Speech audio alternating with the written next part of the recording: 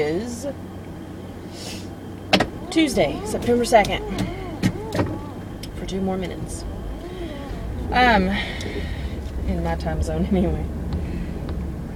Today, my mommy went home. That makes me sad.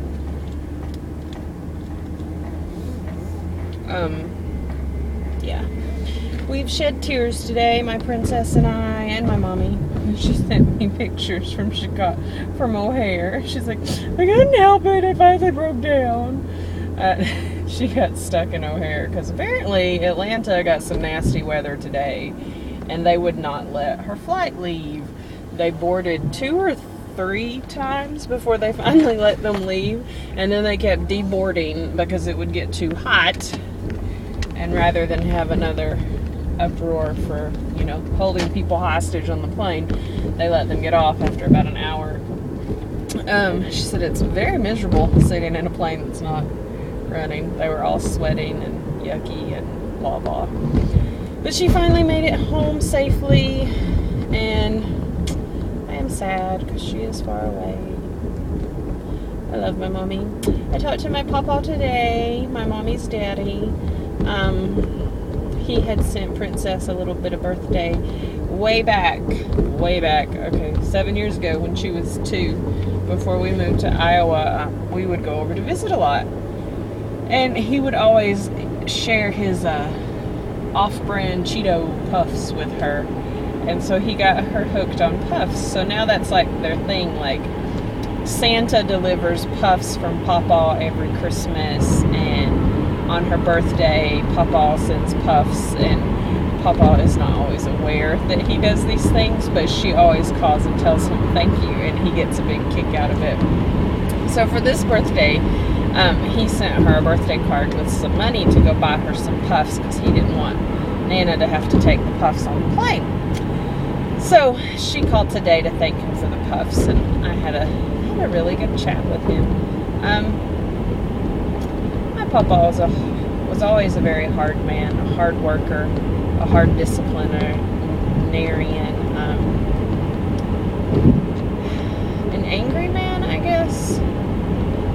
At home, he's always the life of the party everywhere he goes, but I don't know, like I remember I spent a lot of time with them. My mom was a single mom for a long time, and so I spent a lot of time at my grandparents' house, and I would remember him yelling, and my granny's just the sweetest lady. She would just go about her business and let him do what he needed to do.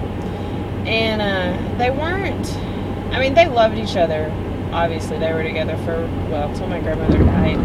And they've got 5 fabulous children, and they have a daughter who passed away. I think she was 3 days when she passed. And,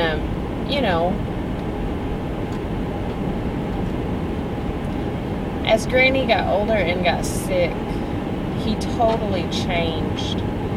And talking to him today, you can tell that he regrets not making those changes sooner. And that just really touches my heart because she so appreciated the changes as they came. And I know, she loved the man unconditionally because they went through some stuff. And but he finally woke up and he finally realized how precious she was. And we were talking about that today, and he and my mom, they don't have the greatest relationship.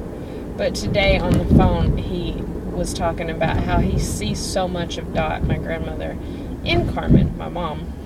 And so I couldn't wait to tell my mom that because she needs to hear that. I wish he would tell her that. But so it was just because I see so much of my grandmother and my mother. I see a lot of her dad in her too, her work ethic and her perseverance, and she never quits. And but there's so much of my grandma, so much of my granny and her, and then my aunts, and it's just precious because she's always with us, and I miss her so much every day. And we moved up here in October, and she passed away that December. So it'll be 7 years this December, and it's just hard she was amazing, and I'm so thankful. And he sounded really sad and down today, so I kept trying to, tell him to focus on the positive. And of course, he's like, well, I just can't forget her. And I'm like, well, Papa, you're never going to forget her. I said, you have to focus on all the positive memories and all the good things and think about the good times. And they used to travel a lot with their RV, and I told him he needs to come up here, and he said he doesn't really drive it anymore, and Mom had been telling me that. And so he finally, by the end of our conversation, he's like, I might get it out, and I might go to Hiawassee for a weekend at least. And we used to go there a lot when I was a kid. I went with them a lot, and we always had a good time. So I started, telling him some of the things I remembered and the good things. And, you got to focus on the positive. You can't focus on the negative. It's not like, oh, yeah, I remember you screaming at Granny and da-da-da. No.